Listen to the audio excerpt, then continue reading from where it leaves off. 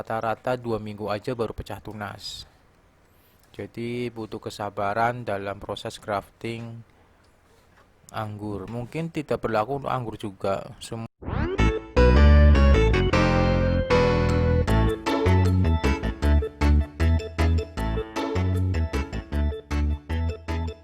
Assalamualaikum warahmatullahi wabarakatuh. Jumpa lagi dengan si Awi Tanaman. Kali ini saya akan men-share kembali tentang grafting anggur ya pada batang rootstock Isabella.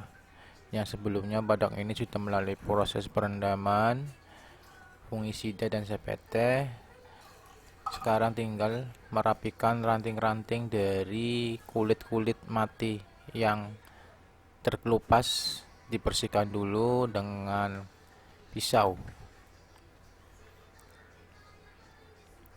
Ukuran dari batang ini kira-kira 30 cm. Bisa juga dipotong jadi 2, tapi saya tanpa dipotong langsung aja supaya nutrisi yang ada pada batang ini lebih tahan lama.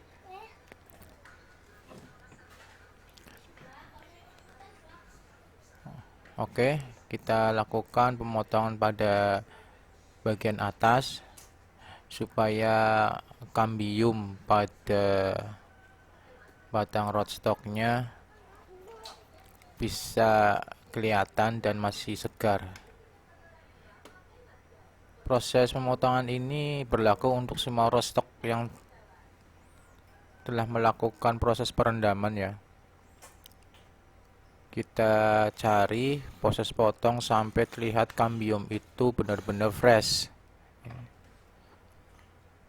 Kalau misalkan langsung tanpa melakukan proses potong pada bagian atas, ada kemungkinan kebanyakan gagal pada proses penyambungan grafting entres anggur.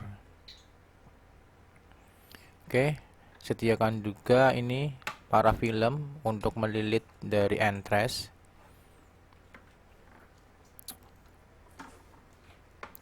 Parafilm ini dijual per roll ya. Biasanya per roll itu 1 meter 30.000. Kita bagi secukupnya karena ini bisa mulur dan tanpa dilepas bisa pecah sendiri. Sebelumnya parafilm ini dipakai untuk entres dulu ya. Pada bagian ujungnya kita lilit dulu entresnya sampai benar-benar tidak ada air yang masuk, karena ketika grafting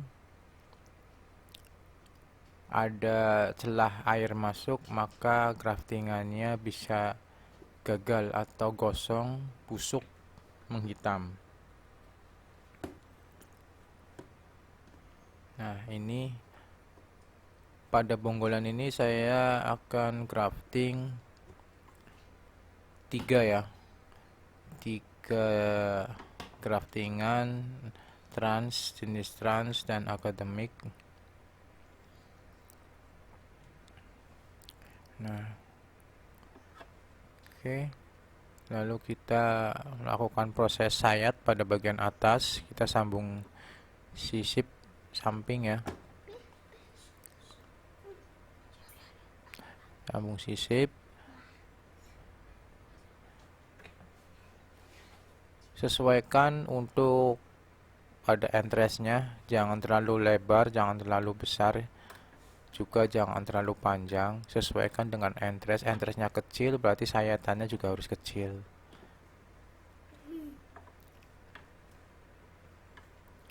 Nah, hati-hati, kita kuliti aja. Metode grafting masing-masing ya, ada juga yang diambil dengan kulitnya aja seperti ini. Ada juga yang langsung belah tengah. Ada juga lagi yang sambung samping ya. Sambung samping sisip. Nah, ini saya sisip atas graftingnya. Usahakan mata tunas dari entres itu menghadap keluar, jangan menghadap ke dalam. Oke. Nah, ini saya ambilkan plastik untuk merekatkan. Nah, ini saya kasih contoh, kebetulan ini beli baru harga 30.000. Ini fungsinya untuk mengisolasi bagian craftingannya. Lakukan isolasi pada batang rootstock ini cukup rapat ya. Lebih baik kencang daripada kendor, nanti yang akan mengakibatkan entres itu tidak menempel pada rootstock. Nah, ini bisa diperhatikan caranya. Mohon maaf untuk teman-teman yang sudah paham. Mungkin cara ini istilahnya bisa di skip untuk teman-teman yang sudah paham, maksudnya seperti itu. Tapi kalau misalkan cara ini memang sebagai bahan pelajaran, masukan untuk semua teman-teman, terima kasih yang sudah support berarti.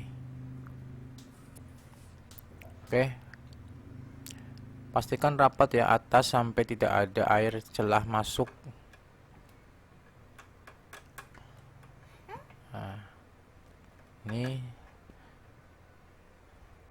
batang yang lain.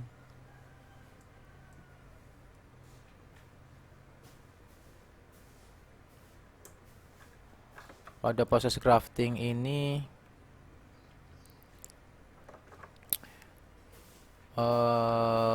memakan proses ya, apa istilahnya, ini prosesnya sampai 2 minggu baru pecah tunas. Ada juga yang 1 bulan.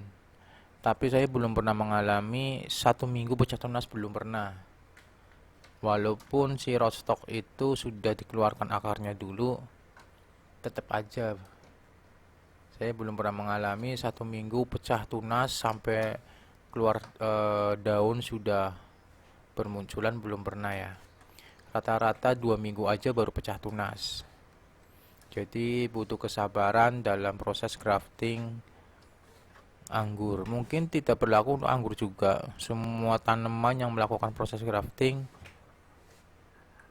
membutuhkan proses yang lama. Nah, ini sisip juga sama. Pastikan mata tunasnya menghadap keluar. Seperti itu. Jadi proses dari pertama, ambil rootstock yang bagus. Istilahnya bagus itu ketika disayat atasnya itu kambium masih hijau atau kambium itu masih agak-agak lengket.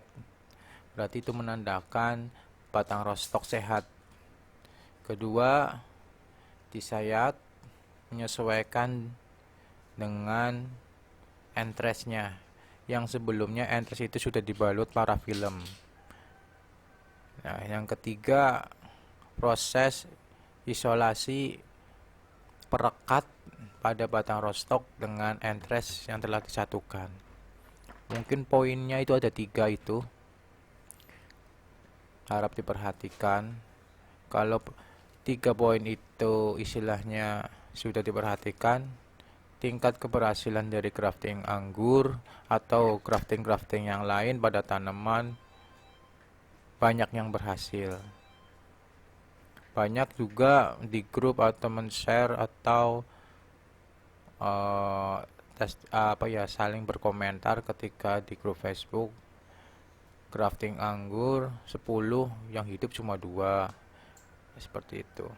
Faktor utama dari grafting anggur gagal itu karena ada celah air masuk yang menyebabkan lembab, yang menyebabkan kondisi dalam proses sambungan itu tidak hangat atau tidak kering.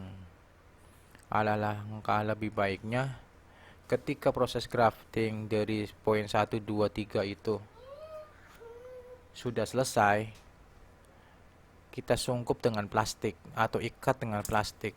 Jadi untuk menghindari cipratan-cipratan atau suhu-suhu lembab dari luar. Jadi kondisi pada posisi batang entres yang telah disambung itu dalam kondisi hangat.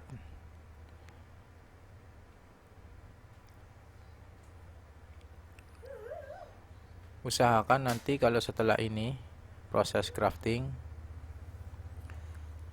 kita taruh di tempat yang teduh ya. Jangan terlalu terkena sinar matahari, ada sinar tapi jangan terlalu besar. Kisaran sinar itu 20%. Nah, ini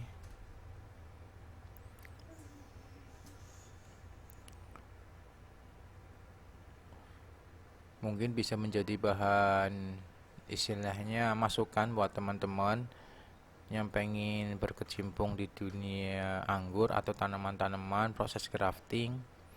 Ketika proses grafting ini sudah banyak yang berhasil, ada tingkat kebahagiaan tersendiri. Lalu jangan lupa ya, tag name ditulisin dengan memakai isolasi kertas ataupun spidol putih kalau punya. Kalau nggak punya, seadanya aja spidol snowman. Yang penting proses tag name atau penamaan pada batang anggur itu tidak hilang.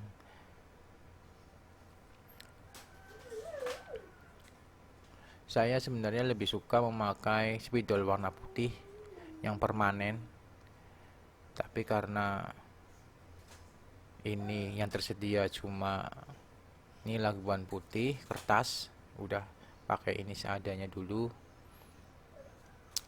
Nanti kalaupun nanti lakban ini terkelupas, masalahnya lakban kertas seperti ini mudah banget terkelupas oleh air ya. Saya grafting ada 3 ini. Jenisnya cuma akademik sama trans.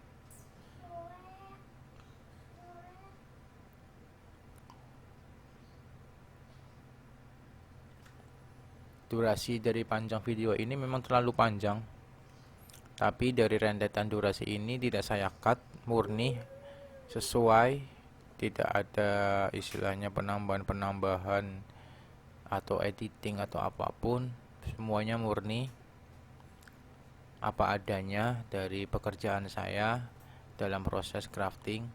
Nah, ini satu lagi ini entres ya. Entres ini saya beli. Entresnya ternyata sangat kecil sekali, jenis mondrop. Kalau kecil seperti ini, tingkat kegagalan itu besar ya, 80% gagal. Tapi saya coba ini bagaimana nanti kelanjutannya. Kalaupun berhasil alhamdulillah, kalau nggak berhasil ya itu bagian dari keberhasilan.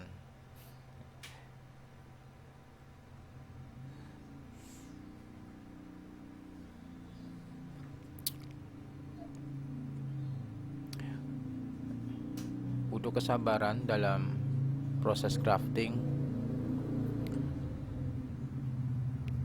Proses cangkok itu butuh kesabaran. Jadi bisa melatih kesabaran teman-teman semua. Ketika yang sering marah-marah ataupun suntuk, bisa memulai dengan kegiatan proses menanam di rumah. Apalagi kalau sudah berkecimpung di dunia cangkok, crafting seperti ini, sepertinya ada pekerjaan istilahnya rutinitas.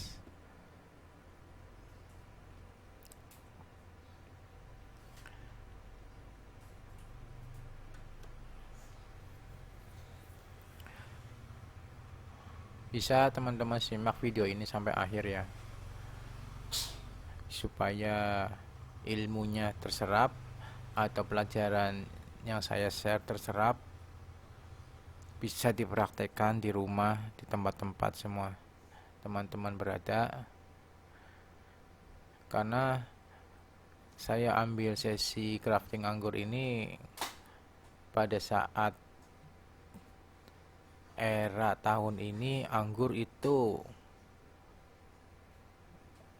semakin melejit ya. Tanaman anggur itu semakin melejit dari harganya, dari segi buahnya, ataupun dari segi pamornya juga. Jadi kalau misalkan teman-teman semua menanam anggur, kalaupun tidak dijual bisa dinikmatin sendiri. Anggur Indonesia rasa impor gitu.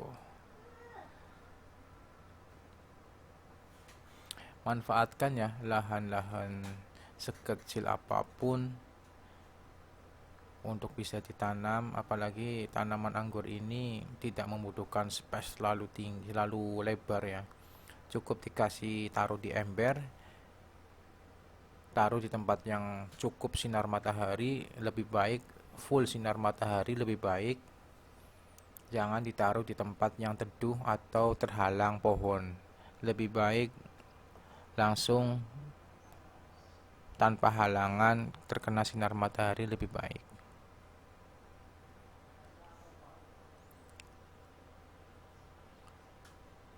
Oh iya teman-teman, untuk pada proses penanaman rootstock yang setelah di grafting,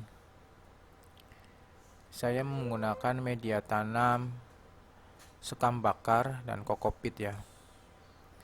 Karena sekam bakar dan kokopit itu termasuk media tanam yang mudah sekali ditembus oleh akar. Di samping juga kokopit mengandung zat perangsang akar tanpa tambahan-tambahan perangsang akar yang dijual di pasaran. Dengan menggunakan kokopit dan campuran sekam bakar akan lebih bagus, akar lebih cepat keluar daripada menggunakan dosis tambahan perangsang akar yang dijual di pasaran. Cara ini digunakan ketika cukup istilahnya gimana ya, pemula ya, saya katakan pemula yang tidak tahu dosis perangsang akar yang dijual di pasaran bisa mengakibatkan tanaman gosong. Jadi lebih baik untuk amannya menggunakan kokopit dan sekam bakar. Perbandingannya, kalaupun bisa sekamnya 2, kokopitnya 1. Bisa juga dibalik, kokopitnya 2, sekamnya 1. Semakin banyak kokopitnya, semakin akar itu lebih cepat keluar. Seperti itu. Berlaku juga untuk pada proses pencangkokan, walaupun saya tidak membahas masalah cangkok, tapi di sini fungsi peran dalam mencangkok menggunakan kokopit lebih cepat daripada menggunakan media tanam yang mengandung kompos. Untuk awalan media tanam grafting ini ya teman-teman, jangan menggunakan media tanam yang sudah jadi. Gunakan media tanam racikan sendiri atau olahan sendiri sekam bakar dan kokopit untuk menghindari tingkat kegagalan yang tinggi. Oke. Jangan lupa pada proses crafting, saya kembali lagi proses crafting. Ini gunakan pisau yang bersih ya. Istilahnya bersih dari karat. Jangan pisau berkarat untuk memotong batang rootstock. Nah, ini prosesnya, Bisa disimak lagi supaya lebih paham. Saya ulang-ulang kembali diulang dengan rostock yang lain, bukan video ini diulang kembali tapi dengan rostock yang lain. Jadi visualnya itu seperti ini. Akar tidak dikeluarkan, bisa terjadi ada dua kemungkinan. Akarnya tumbuh duluan, entrestnya tidak sprout atau tidak keluar, menunggu lama. Ada juga entrestnya, tunasnya pecah tapi akar belum keluar. Yang jadi masalah ketika sprout, akarnya tidak keluar tapi dari seller dijual. Akhirnya pas sampai konsumen, pembeli, tanaman tersebut tidak bisa tumbuh, yang ada malah mati. Jadi dari pembelajaran ini bisa dipahami ya teman-teman. Artinya gini, ketika membeli bibit anggur, usahakan akar itu harus keluar. Tanyakan ke seller. Kalau akarnya sudah keluar dari polybag, otomatis sampai tempat teman-teman yang ketika akan membeli bibit anggur, kemungkinan keberhasilan 99% itu berhasil. Tapi kalau misalkan akarnya sudah keluar, istilahnya di balik entrestnya sudah sprout atau keluar batang tunasnya sampai ada berapa daun, sampai berapa 10 cm, akarnya belum keluar. Akarnya sebenarnya mau keluar tapi hanya kalus mungkin. Itu banyak gagalnya juga teman-teman. Mendingan tanyakan ke seller akarnya sudah keluar atau belum. Kalau misalkan belum, dihindari untuk hal-hal membeli seperti itu.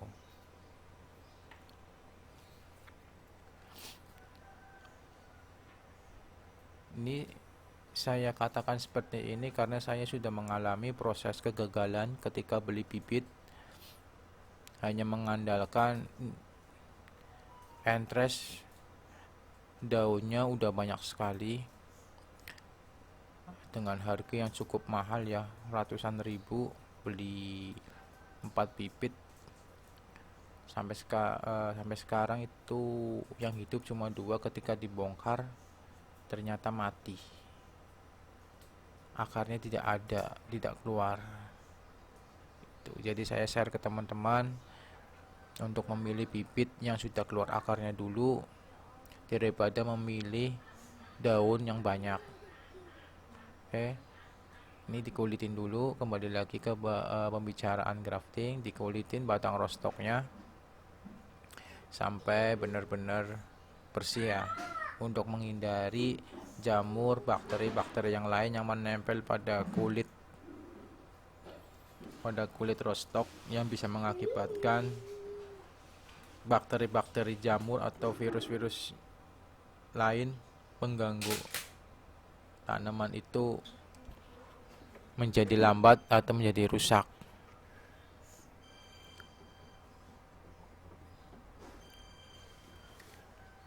Oke, mohon maaf ini kurang fokus, bentar kameranya.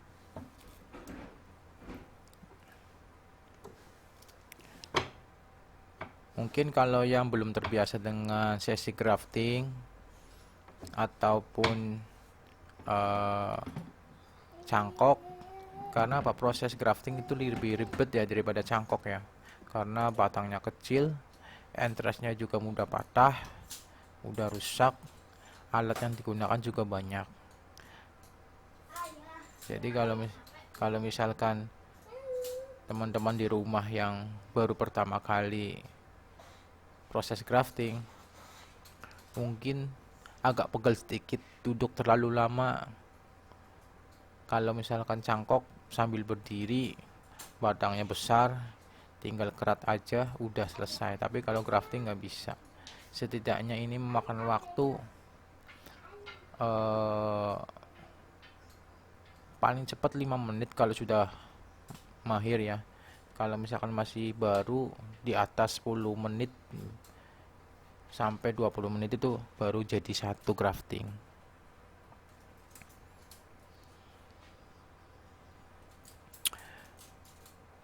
Oke teman-teman,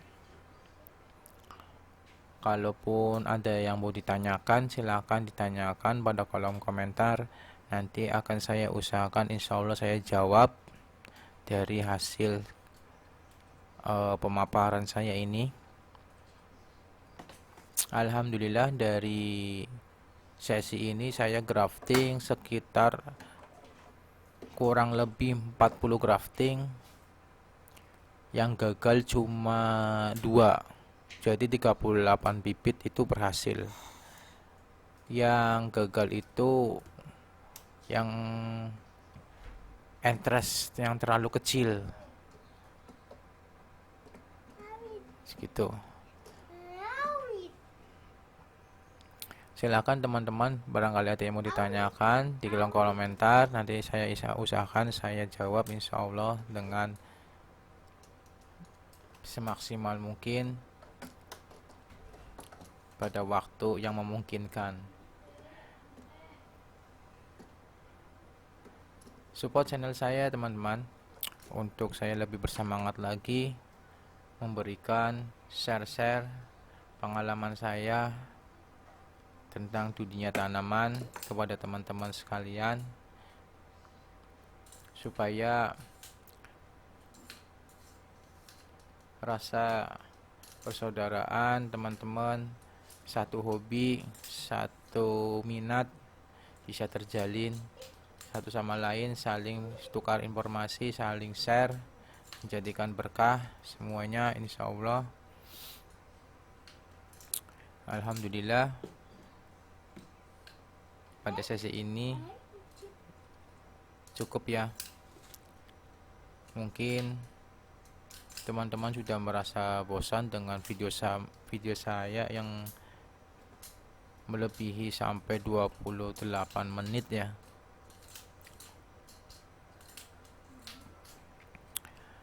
Support channel saya ya teman-teman dengan like, share. Alhamdulillah bisa subscribe teman-teman, supaya lebih cepat mendapatkan video selanjutnya dari saya.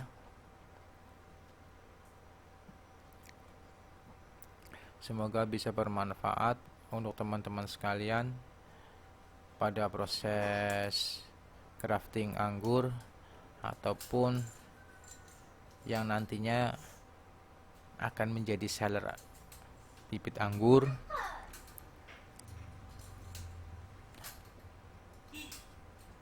Jangan lupa untuk selalu men-share ilmu-ilmu teman-teman sekalian, ketika keberhasilan itu bisa menjadikan manfaat buat teman-teman yang lain.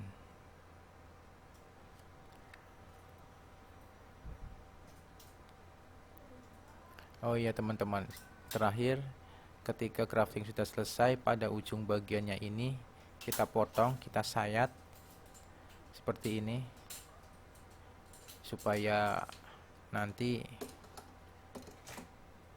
akarnya itu tidak cuma di bawah tapi di samping menyebar.